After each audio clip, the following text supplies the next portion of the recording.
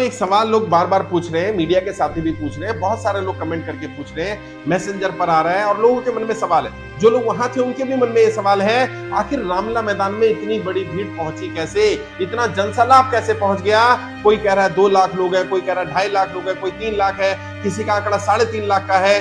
मैं कहता हूं कितने भी हैं, लेकिन वाकई जनसैलाब था, पैर रखने की जगह नहीं थी। जो लोग आप पे रामलला मैदान पहुंचे थे उन्होंने देखा है, मैं आई विटनेस रहा हूं, मैं गवाह रहा हूं, वहां पर लोग इतनी तादाद में थे कि हम संभाल नहीं पाए। लेकिन सवाल ये, इतने लोग आए कहां से, क्या वाकई ये लोग जेन्युइन हैं, क्या वाकई लोग परेशान हैं? यकीन मानिए दोस्तों, समस्या बहुत गंभीर है। देश का कोई राज्य ऐसा नहीं था, कोई यूनियन टेरिटरी ऐसा नहीं था जहां से लोग रामलला मैदान नहीं पहुंचे। मुझे बताया गया अंडमान निकोबार से भी लोग पहुंचे थे, झारखंड से थे, बिहार से थे, वेस्ट बंगाल से थे, गुजरात से थे, मध्य प्रदेश से, महाराष्ट्र से, दिल्ली एनसीआर से, हरियाणा से, पंजाब से, कर्नाटका से, तेलंगाना से, आंध्रा से, तमिलनाडु से, केरला से।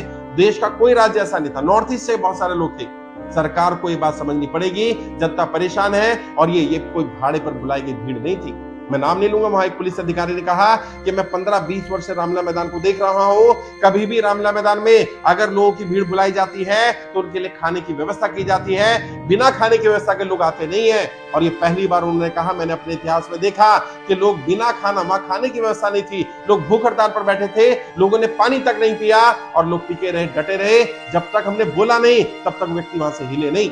इतना जनसैलाब था और जितने लोग आ रहे थे लगातार उतने ही लोग जा रहे थे। हर घंटे 15-20 हजार नए लोग आ रहे थे, 15-20 हजार लोग जा रहे थे। इतनी ज्यादा भीड़ थी वहां।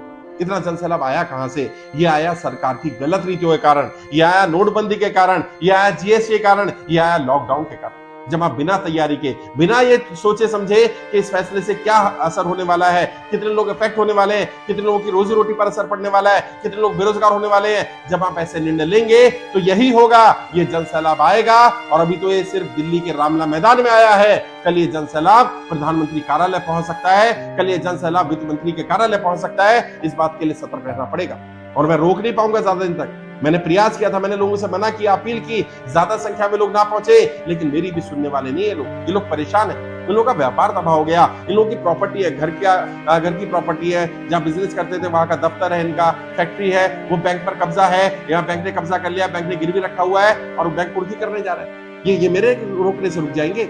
ये वो लोग हैं जो सरकार की गलत नीतियों के मारे हुए लोग हैं, ये वो लोग हैं जो सरकार के सताए हुए लोग हैं। वही लोग पहुंचे थे और आप मीडिया में देखिए, एबीपी न्यूज को दिखाना पड़ा, इस पर पूरी डॉक्यूमेंट्री करनी पड़ी 15 मिनट की। जी न्यूज ने इसको कवर किया, इसको अलग अलग नेशनल और स्टेट न्यूज चैनल ने कवर किया, बहुत सारे प्रिंट मीडिया ने कवर किया, इलेक्ट्रॉनिक मीडिया ने कवर किया, यूट्यूबर्स ने बहुत सारे कवर किया और जनता ने अपनी बात रखी। ज्यादातर लोगों का मानना यही था कि सरकार की गलत नीतियों के कारण, नोटबंदी के कारण, जीएसटी के कारण, लॉकडाउन के कारण, व्यापार बंद हो जाने के कारण, नौकरियां छूट जाने के कारण वो लोग कर्जे की दलदल में फंसे हैं और ये सरकार की जिम्मेदारी बनती है कि सरकार उनको राहत दे।